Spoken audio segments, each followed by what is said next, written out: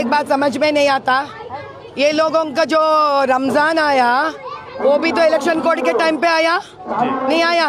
मस्जिद बंद कर दी है क्या ये लोग? नमाज करने नहीं दिया वो लोगों को। तो फिर अभी राजा सिंह भैया का क्या है, उन्होंने अभी एमपी इलेक्शन में कंटेस्ट तक नहीं कर रहे, उनको इलेक्शन कोड कहाँ से है बताइए? क्यों नहीं करने दे रहे राजा भाई को? कई सालों से करते आ रहे उन्होंने। श्री राम नवमी का जो जुलूस उन्होंने निकालते, जो यात्रा उन्होंने निकालते, इसके वजह से हमारे हिंदुओं को एक प्रकार का यहाँ पे व्यक्तित्व है हमारा, यहाँ हम यहाँ जी पा रहे उसके लिए ही। अरे हम पूछते हैं इलेक्शन कोड दरमियान नहीं करना चाह रहे तो अब रमजान को भी नहीं करवाने देना पब्लिकली, और श्री राम नवमी को मत कराने देना।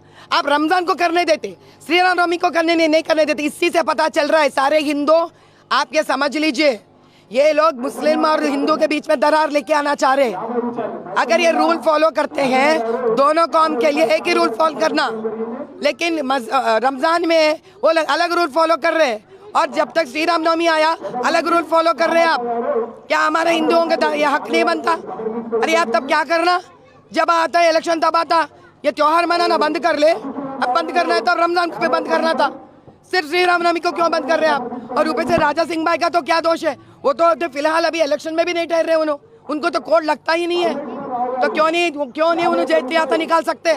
उनका हक है जयंती यात्रा निकालने के लिए। हम चुप नहीं बैठेंगे इसके ऊपर, हम बिल्कुल चुप नहीं बैठेंगे। ये हमारा हक खींच रहे हैं सरासर, ओपन है ये, कि वो हिंदुओं को भड़काना चाह रहे, हिंदुओं को कमजोर बनाना चाह रहे, हिंदुओं को दिल पे ठेस लगाना चाह रहे, वो दर्द देना चाह रहे हम लोगों को। वो भी ऐसा साल में जब हमारा रामचंद्र का प्राण प्रतिष्ठापन हुआ है, ये साल करना चाह रहे हैं ये लोग। अगर हिम्मत है, सही है आप, तो फिर दोनों को निकाल दो आप, नहीं तो दोनों को देना चाहिए। एक को देकर दूसरे को नहीं देने पे क्या है आपका सोच विचार?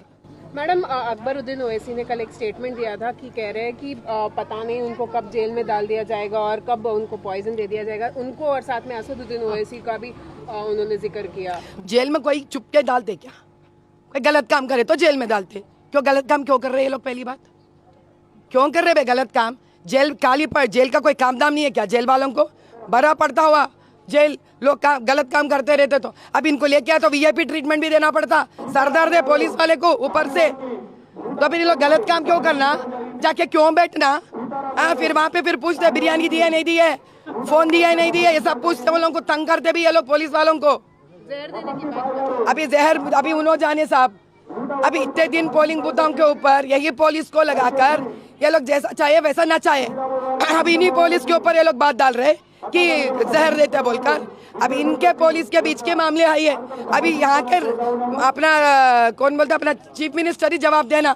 अरे चीफ मिनिस्टर साहब, रेवंत रेड्डी साहब, सुनो साहब, आपके पुलिस जहर देते कहते अकबरुद्दीन को, अब आप तो सपोर्ट कर रहे हैं इन लोगों को, आप दोनों मसला हल कर लो साहब।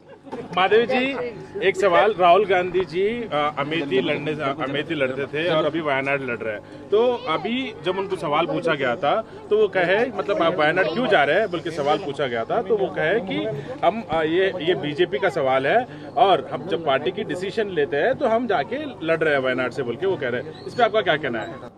नहीं, वायनाड से राहुल जी जो लड़ रहे हैं अमेठी से ना लड़ते हुए, यही ना आपका सवाल? और जब सवाल इन्हें हमारा स्मृति ईरानी दीदी डरा दी, उनको खत्म हो गया, नया जगह ढूंढ ले रे, नया जगह ढूंढ ले। अब उसके बाद वहाँ पे भी हार जाते, तीसरी जगह ढूंढ ले।